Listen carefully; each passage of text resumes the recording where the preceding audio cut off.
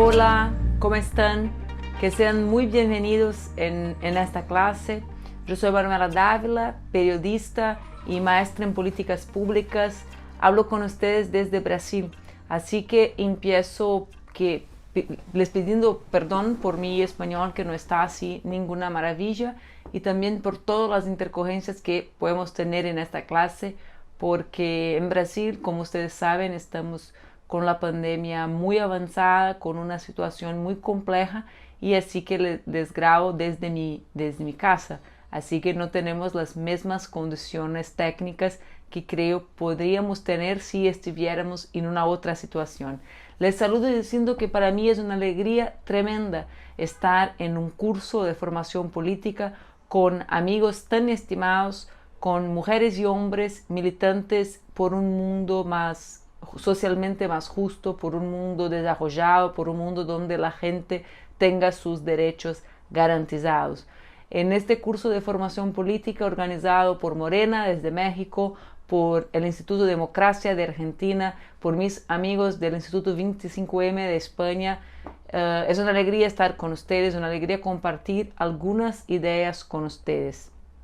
Bien, agradezco también a mi estimado amigo y compañero Santiago Hernández, profesor de este curso, por la oportunidad de estar con ustedes, y a la Universidad Nacional de Avellaneda por proporcionar el encuentro de tantas personas militantes de los movimientos sociales del mundo y de nuestros países.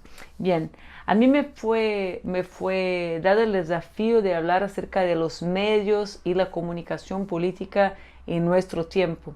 Y yo no tengo la pretensión de hablar con ustedes desde el punto de vista académico, sino desde el espacio que ocupo yo, ¿no? Yo soy una periodista que estudio a los medios, que trabajo con eso, pero soy también una mujer involucrada en los movimientos sociales. Así que voy a intentar ordenar en dos partes nuestro encuentro de hoy. El primero acerca de los medios y el espacio de las redes sociales en los medios, y el segundo un poco algunas reflexiones más concretas del cotidiano de nuestra militancia en y para democratizar los medios y para con los medios democratizar la sociedad donde vivimos nosotros. Bien, a ver, nosotros sabemos que la realidad de los medios no son idénticas en todos nuestros países, ¿no? O sea, no tenemos la misma realidad en España, México, Argentina, Brasil, Bolivia. Son realidades distintas, pero son realidades con algunas similaridades. ¿Cuáles son las similaridades más importantes, creo yo? El tema de que nuestra historia es una historia con medios, con monopolios mediáticos, o sea, o mismo en el caso brasileño con oligopolios, o sea, con empresas muy grandes de comunicación que concentran todo el tema de los medios en sus manos. En mi país, por ejemplo, son cinco únicas empresas de 5 familias que han tenido en los últimos más de 50 años todo el monopolio de los medios. Y eso es algo que tenemos en común, creo yo. Y hace como mucho tiempo que luchamos para democratizar a esos medios, o sea, para que muchas opiniones existieran en estos medios, para que la realidad fuera retratada en estos medios, para que los movimientos sociales fueran retratados en esos medios con elementos de realidad y no apenas con la versión o la interpretación de la realidad de la ideología distinta de la nuestra, o sea, interpretados a partir desde la óptica liberal y de defensa de un Estado que es un Estado excluyente de los pueblos. Y eso tenemos en común. Y eso creo yo es importante para que pensemos lo que ha pasado en nuestro continente, sobre todo en nuestro continente, que me perdonen los compañeros de Europa, pero creo que es muy importante para nuestro continente. Eso es importante, creo yo, para para que tengamos parte de las explicaciones acerca de lo que pasa con la derecha y la extrema derecha en nuestro continente. ¿Por qué? Porque los medios han construido una realidad donde estas fuerzas políticas son las fuerzas políticas legítimas para estos medios. O sea, en el caso brasileño, la extrema derecha hoy en el gobierno, la extrema derecha fue organizada por una agenda política construida por los medios. O sea, los medios, si es verdad que tenemos una disputa del poder hecha hoy en el continente, en toda nuestra región y en Europa también en algunos países, que es la disputa del lawfare, también es verdad que el lawfare es el hermano de los medios, o sea, un hermano siamés. No existe lawfare en nuestro continente sin los medios. Los medios son el espacio de legitimidad política y social, de la construcción de la legitimidad política y social del lawfare. Y nosotros lo sabemos que el lawfare existe para que una agenda política de la derecha sea construida para enfrentar la crisis económica que ellos han construido, ¿no? Desde el 2008 sobre todo. Y bueno, pero ¿qué hijo, con perdón a nuestras mujeres embarazadas, pero qué han parido los medios en el caso brasileño o en el caso boliviano? Han parido procesos de la extrema derecha, o sea, la agenda liberal o neoliberal de los medios ha generado algo que es más allá de lo que planteaban ellos. Y bueno, lo digo eso porque creo que es importante para que sepamos que la derecha democrática o la derecha liberal en los medios tiene una relación profunda con el crecimiento y la organización de la extrema derecha en el continente y en el mundo, así como tiene con la legitimación del lawfare. Bueno, ¿y qué tenemos con eso?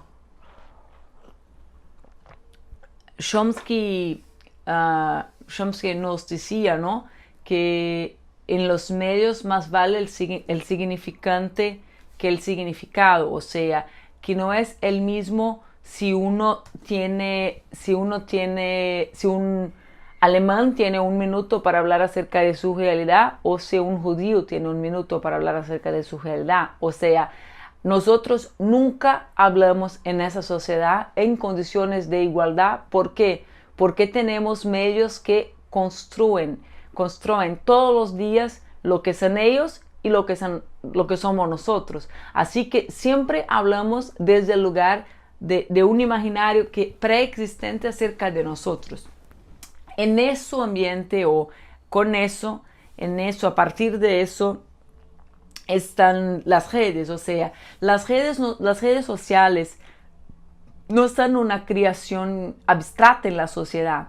O sea, las redes sociales se van involucrando y desarrollando en una sociedad marcada por algunas características, y una de las características centrales de ellas es que las redes son herramientas de comunicación y de información en una sociedad donde los medios no son democráticos, entonces, y donde la sociedad o las poblaciones tienen opiniones generadas a partir o en conjunto con lo que dicen los medios. Yo creo que eso es importante que tengamos en la cabeza, en la mente. ¿Por qué? Porque no es justo que imaginemos que todos los males de las redes fueran paridos con las redes. O sea, mucho de eso estaba en la sociedad organizado y legitimado por los medios que existían antes de las redes sociales. Pero con las redes llegan otras cosas. ¿Qué cosas nos llegan con las redes que creo yo son muy, muy importantes que tengamos en la mente? Nos llegan con las redes el algoritmo. Se llega con las redes sociales el Big Data. Se llegan con las redes las combinaciones del algoritmo con el Big Data, con los datos trabajados y las fake news, o sea, el tema de la desinformación con la utilización de las informaciones trabajadas, ¿no? No lo sé decirle en portuñol ni siquiera, pero decimos nosotros en portugués, con los datos minerados. Se llegan empresas muy más poderosas de comunicación. Creo que tenemos que hablar de eso, porque si antes estaban los argentinos peleando con Clarín y nosotros en Brasil nos peleando con Rede Globo, hoy tenemos transnacionales, quizá en la realidad muy más poderosas do que las empresas tradicionales de comunicación, ¿no? Nosotros nunca hemos vivido en una sociedad con espacios, con empresas que tienen que ver con comunicación, que son muy más poderosas do que las empresas que nos peleábamos nosotros.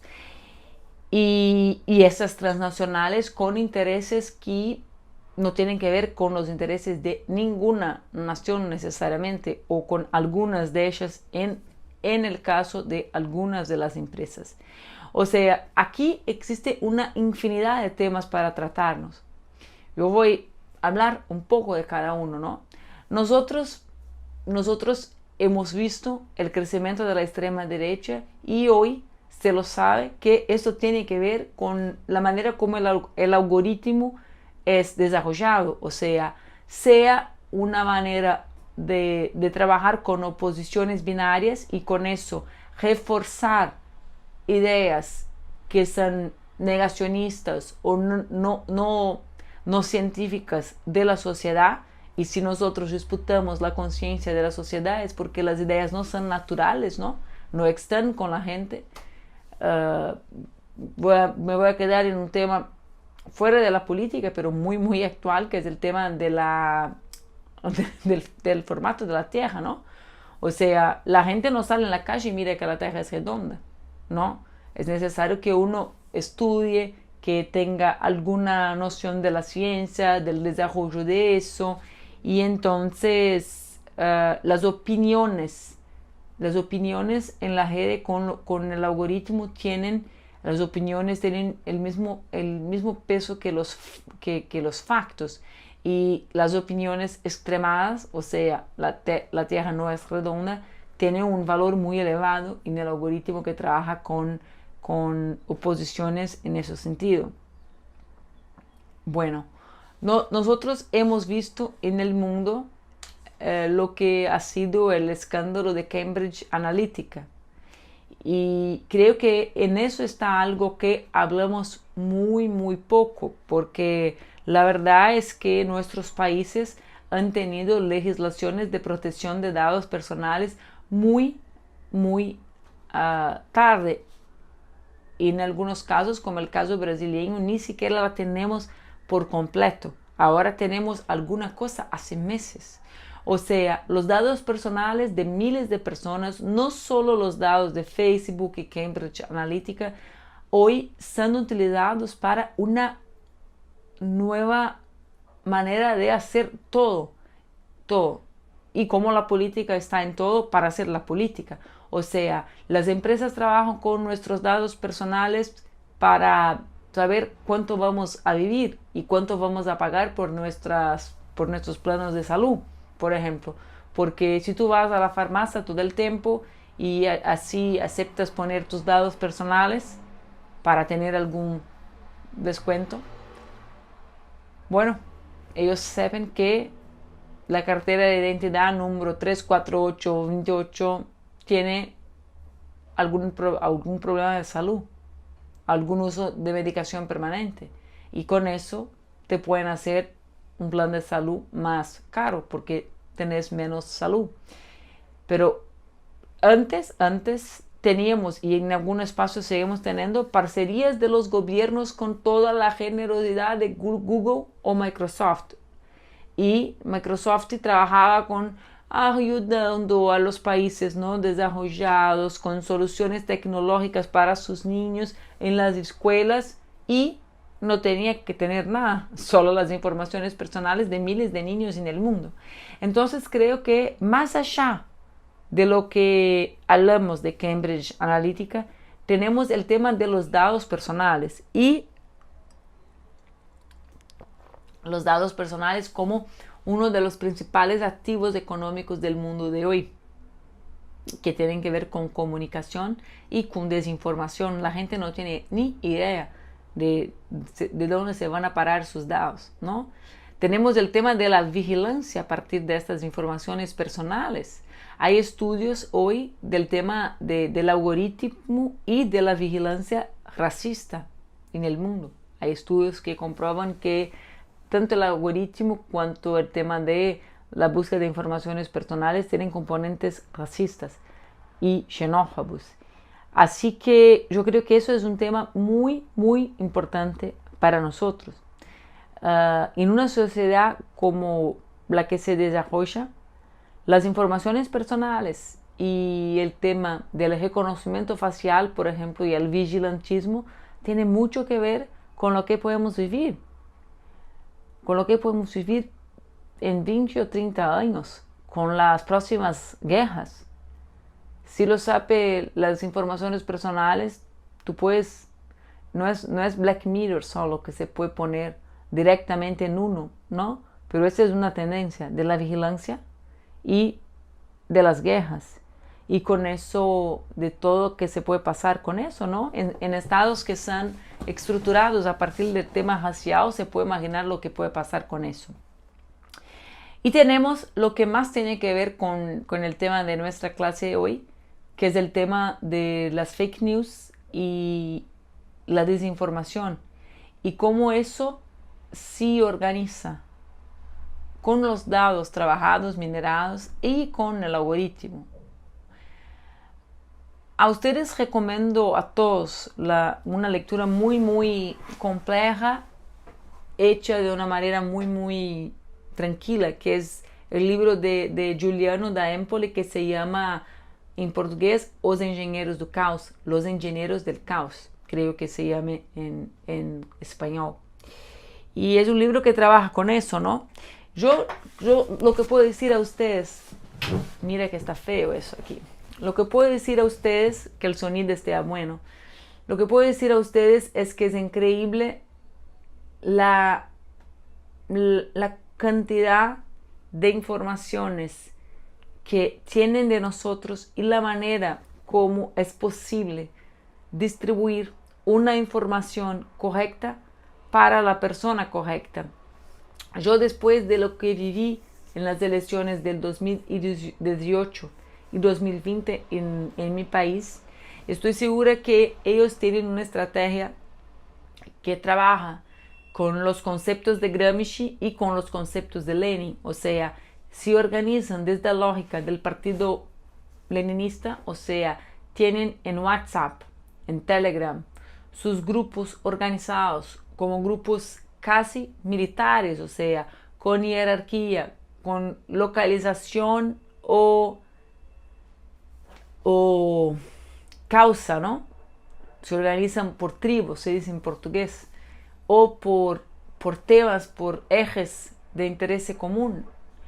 Y al mismo tiempo disputan la hegemonía y lo hacen a partir de la perspectiva cultural. Y con el tema de la Big Data, del Big Data, yo creo que sí es verdad, como nos dice Ramonet en algunas entrevistas, que los medios siempre fueran acerca de la mentira.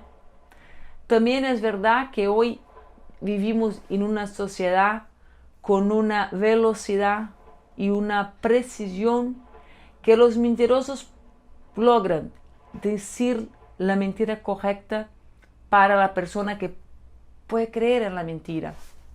Yo me acuerdo de una definición de Bourdieu en que él dice que el poder simbólico es el poder capaz, en portugués se lo dice, capaz de hacer ver y hacer creer, o sea, que pasamos a mirar las cosas de una manera y creer las cosas de una manera, y ellos logran hacer con que este poder se desarrolle de una manera muy más profunda, porque siempre hacen circular las cosas para personas que tienen capacidad de creerlas con el tema de los datos minerados.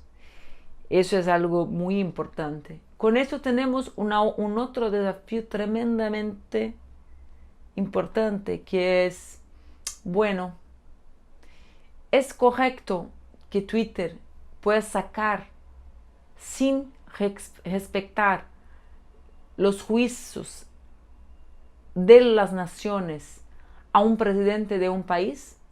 A mí me parece que no.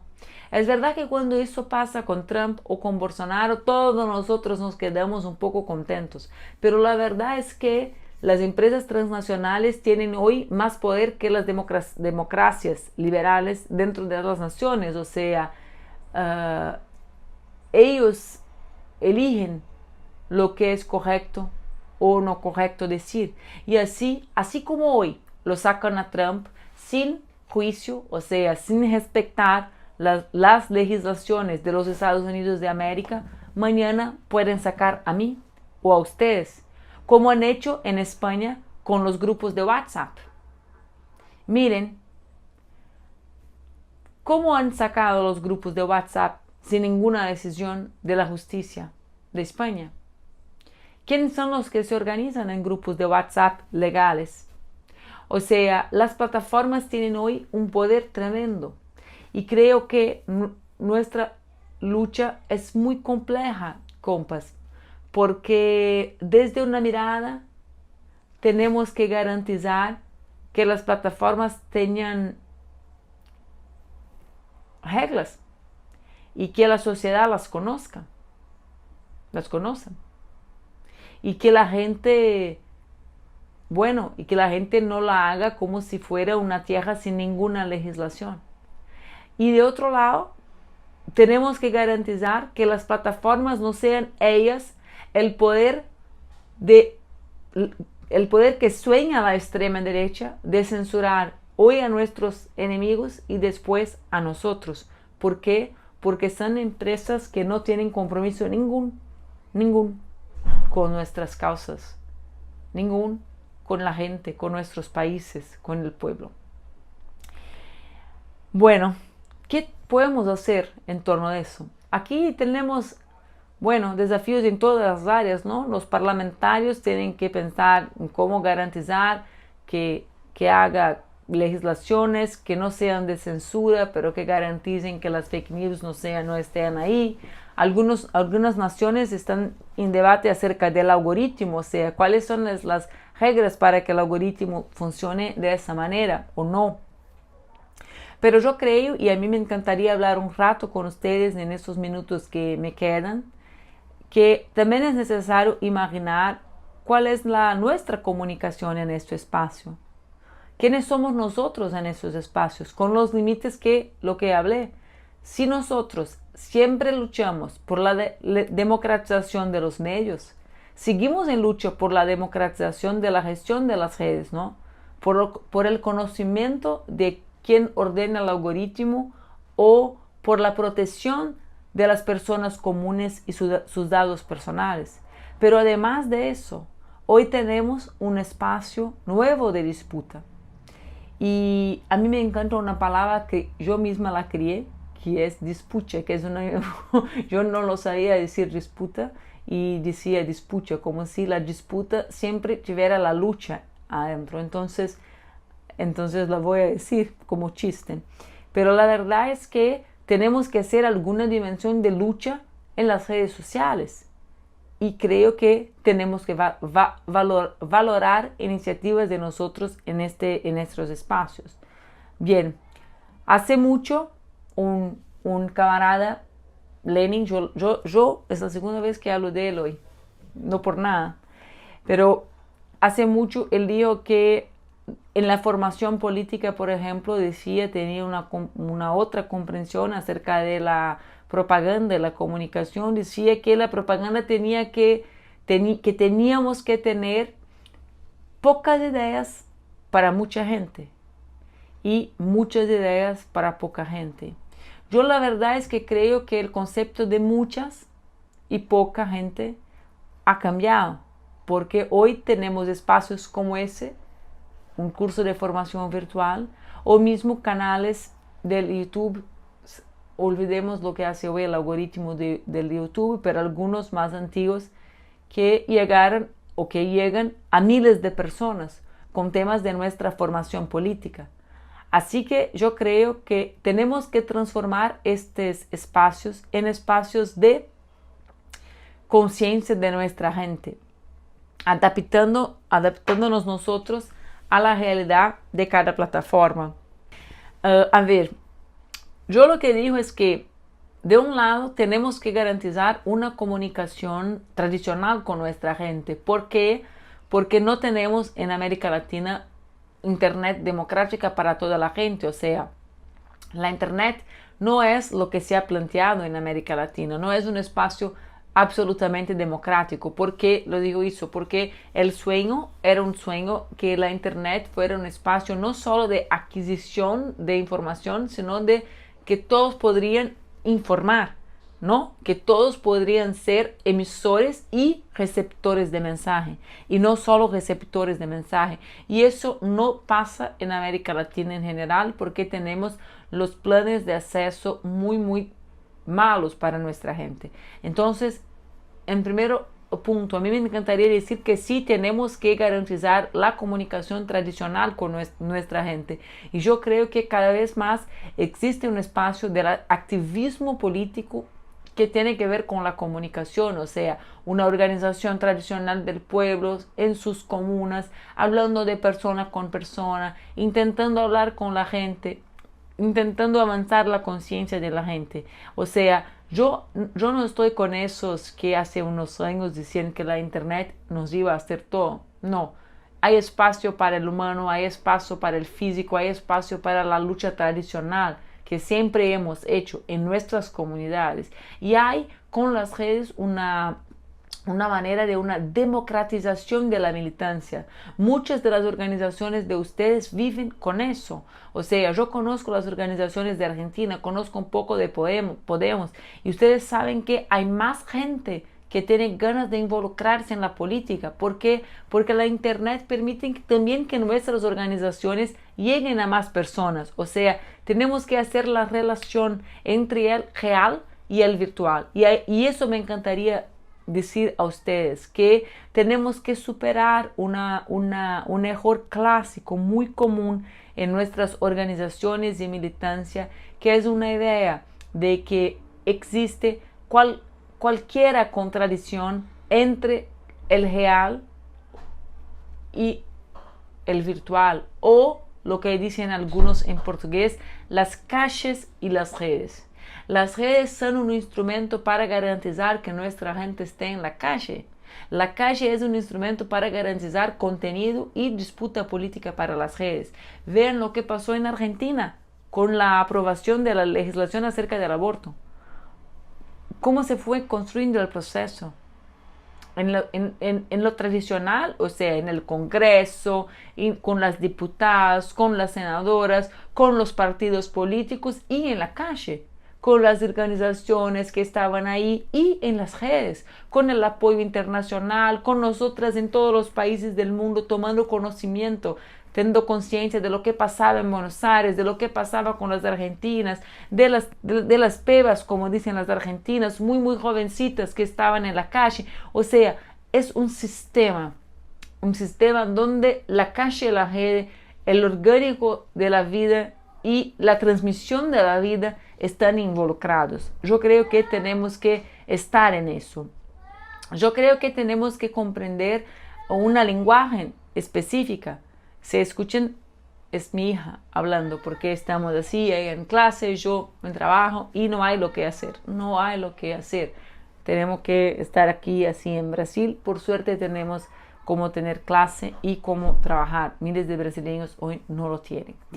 La verdad es que decía yo a ustedes que tenemos que valorar a un lenguaje que emerge de eso, que es lo que decimos la memética, o sea, en portugués lo decimos memética, que es el lenguaje de los memes, el lenguaje de poner mucho contenido en pocas palabras, el lenguaje de la sátira, el lenguaje que valora otras personas que no solo los actores centrales de la política tradicional.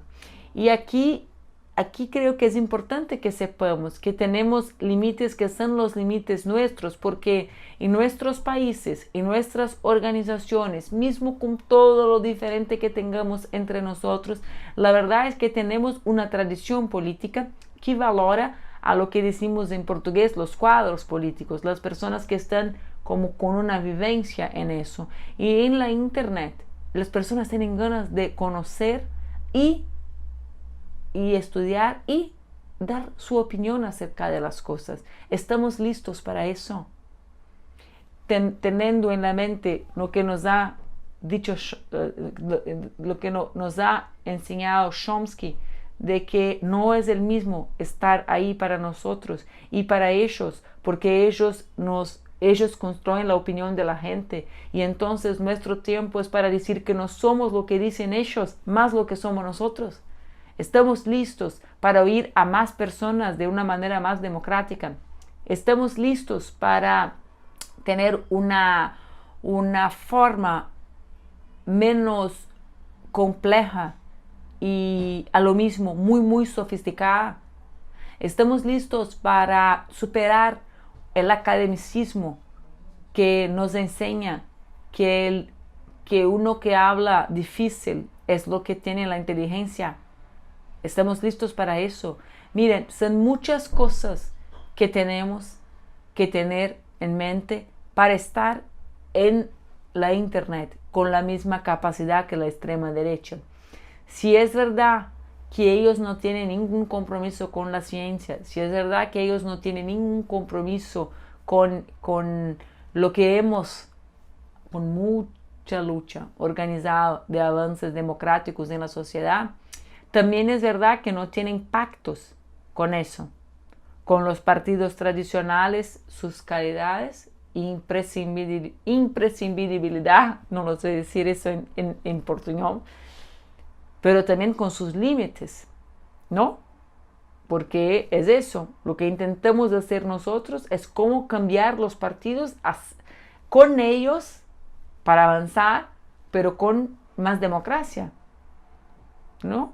Ellos no tienen compromiso con la ciencia, pero al mismo tiempo no tienen con el lenguaje que está en la academia, que un rato tiene que ver con el conocimiento y el otro rato con el poder, ¿no? Porque el lenguaje es una manera de poder, y si uno tiene el dominio de ella y los otros no, uno se mantiene en eso. Así que creo yo, tenemos que estar en estos espacios, sin los prejuicios que tenemos, o sea, con las características que tenemos, con la alegría que tenemos de ser nosotros los que luchamos por la transformación profunda de la sociedad, con los límites de las plataformas y en ellas, porque no tenemos fuerza para no estar en ellas. No, aún no tenemos.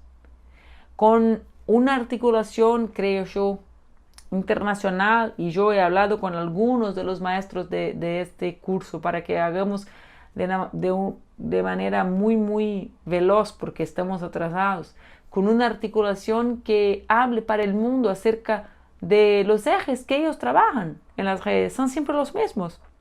Está la ideología de género, está la pedofilia, están los temas relacionados al lawfare y la corrupción, está el tema del feminismo y de todo que bueno, imaginan, menten, no lo sé cómo decir, desinforman todo al mismo tiempo ellos acerca de las mujeres.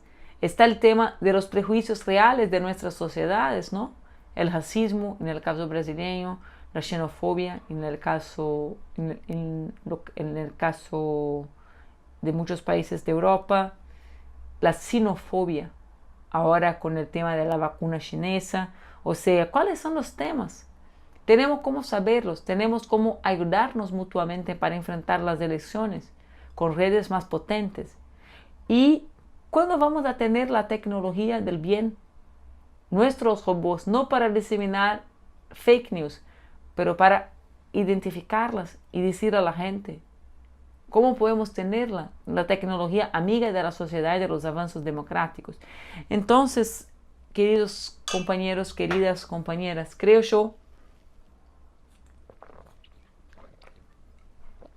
que tenemos que comprender que las redes son algo que surge en una sociedad de clases marcada por eso, con los medios que hace como 5 décadas, pero a lo menos refuerzan, ¿no? Trabajan con una visión de sociedad de manera concentrada, no democrática. Salen de eso y tienen otros ejes, otras maneras, otros mecanismos de desarrollarse, con el algoritmo, con las transnacionales, con el Big Data. Tenemos que tener en mente que son herramientas que violan los intereses de las naciones. Y el tema nacional hoy es un tema central para enfrentar a la manera como se desarrolla el neoliberalismo, la crisis del capitalismo. Para mí lo es. Los proyectos que tenemos como desarrollar de manera solidaria en la región y en el mundo, pero con las naciones y con nuestros estados nacionales. Hablando de los trabajadores y las trabajadoras. Pero también tenemos que tener en mente que hay cambios hay límites que tenemos que tienen que ver con cambios que necesitamos hacer. Y creo que tenemos que ponerlos en nuestras redes. A mí me encantaría hablar con ustedes acerca de cómo estamos haciéndolo en Brasil, porque yo intento hacerlo y creo que en una manera logro hacerlo, ¿no? Y es importante que tengamos en mente. Yo les voy a decir algo. El libro más... Brasil no es un país que tiene mucha lectura, como algunos saben. Tenemos razones para eso, ¿no? Sociales, culturales, históricas. Pero la verdad es que hoy el libro más importante de la literatura brasileña moderna es un libro que se aclamó la crítica por la internet. ¿Qué eso nos pone?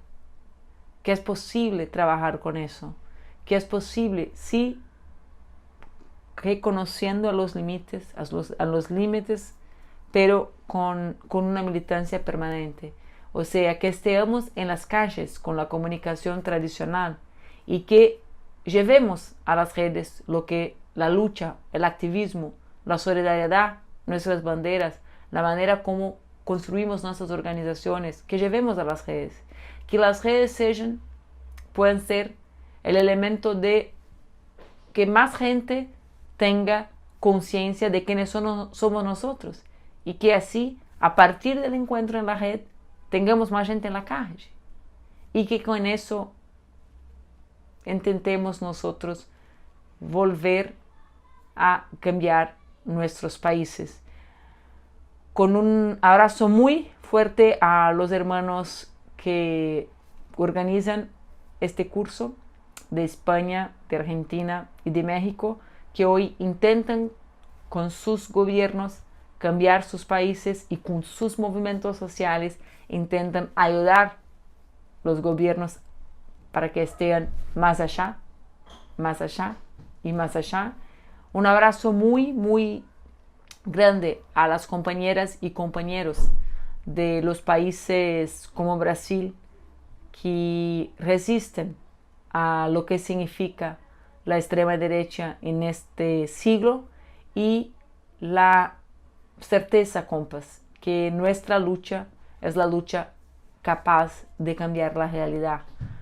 No es sencillo, pero es posible y es posible porque tenemos unos a los otros, unas a las otras.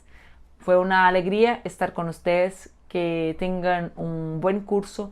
Yo comparto abajo mis redes sociales para que si fuera del interés de ustedes pueden me contactar. Cuídense, cuiden de las personas que ustedes quieren bien y cuiden de sus países, de sus pueblos. Muchísimas gracias.